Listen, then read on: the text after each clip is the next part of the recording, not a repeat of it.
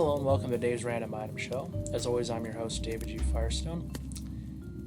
A few years ago, what started as an impulsive eBay purchase has become a fun, long-running, and long-lasting research project.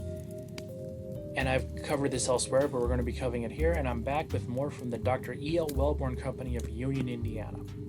Now, here's some basic info on the company. It goes without saying that for many years, medical companies in the United States were completely unregulated. There were dozens of small local drug companies across the country, and some were, well, more unscrupulous than others. And one such company was the Dr. E.L. Welbourn Company of Union, Indiana. Now, Dr. E.L. Welbourn graduated college in 1866 and started his practice in 1893. He experimented with vegetable mixtures to cure ailments, and in 1900 he started his own drug company. Now, Welbourn continued the company until his death in 1926. His son took over and continued the company until 1973. Now, as I've covered elsewhere, I have the printing presses from the Dr. E.L. Welbourn Company that were used to make all of their labels and receipts. So let's take a look at those.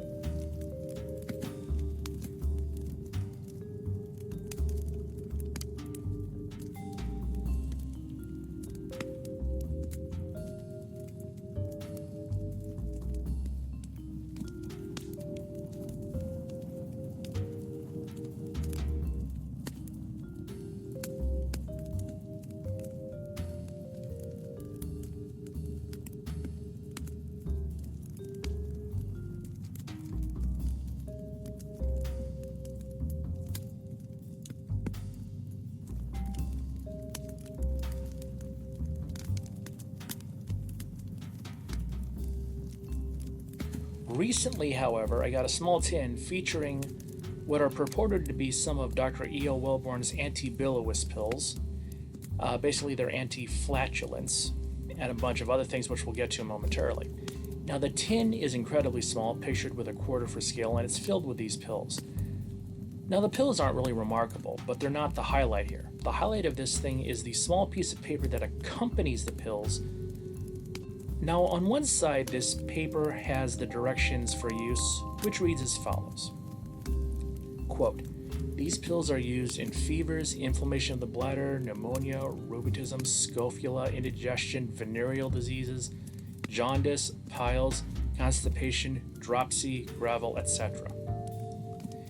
These pills are employed in fevers and inflammation of almost every type, all disorders of the liver, spleen, and other viscery, pneumonia, rheumatism, both acute and chronic, scrofula, indigestion, venereal diseases, jaundice, piles, constipation, dropsy, gravel, inflammation of the bladder, suppression and retention of the urine, eruption of the skin, and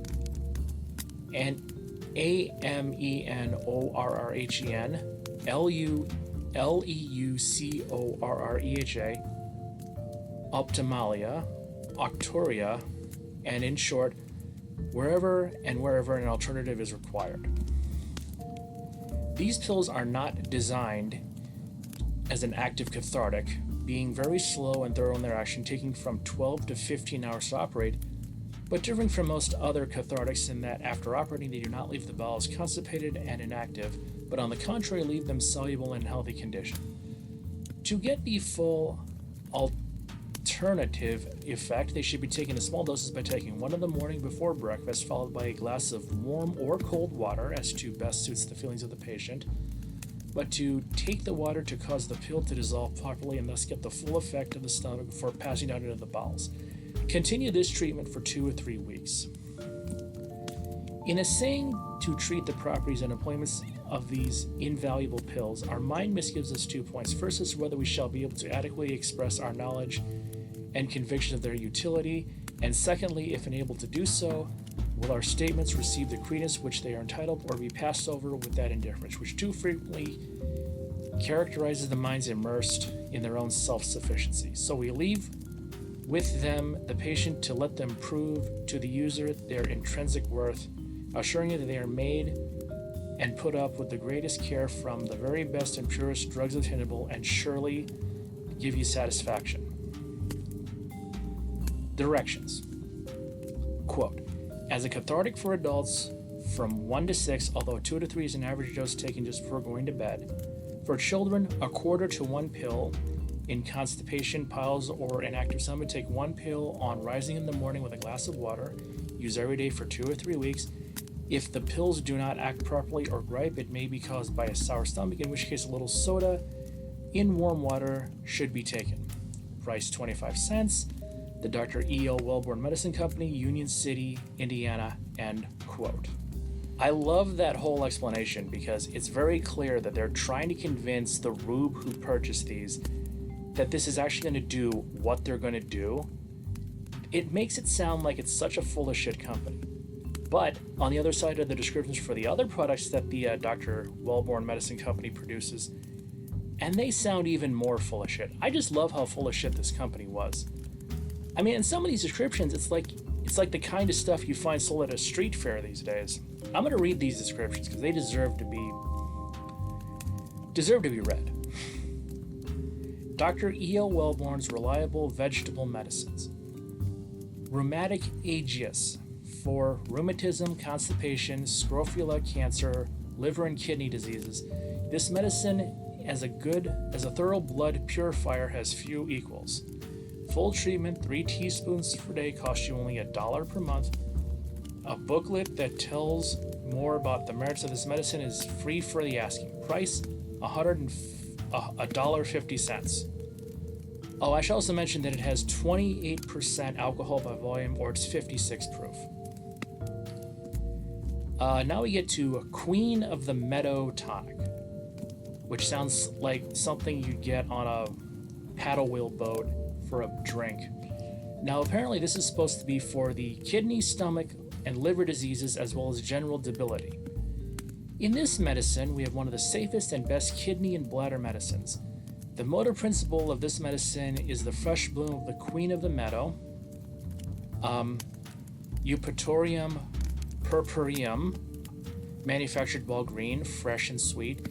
And as far as we know, which is something you never want to hear in a medical when you're trying to be sold on trying medication, you never want to hear, as far as we know, is the only preparation of the bloom of this beautiful plant in existence. Try it. It rarely disappoints. Price $1.50. I will again point out that the alcohol content is 3.4% alcohol by volume, or 68 proof. Apparently, they're trying to get you so drunk you're forgetting you have medical problems. I don't really disagree with that. That's how I got through COVID. Now we move on to the Elixir Sleep Bugle for diarrhea, bloody flux, cholera morbus, and burns. This is a great saver of doctor bills. I'll be the judge of that. It's safe, pleasant to take, and in a help of time of suffering to give to your suddenly stricken child or friend. And in 9 cases out of 10, you will have no occasion to send for a doctor. For in a short time, the patient will be relieved. It contains no poisons of any kind. Again, something you don't want to hear in a medical prescription when they're trying to get you to try a medication. The active principle of this medication is the Lycopus virginicus, common name sweet bugle trumpet lead, Joe Pipe water whorehound, Horehound. We gather the plant just at the right time when it's in full bloom and extract the medicinal juices while fresh and sweet. 2 sizes, 50 cents and $1. This is also 28% alcohol by volume, 56 proof.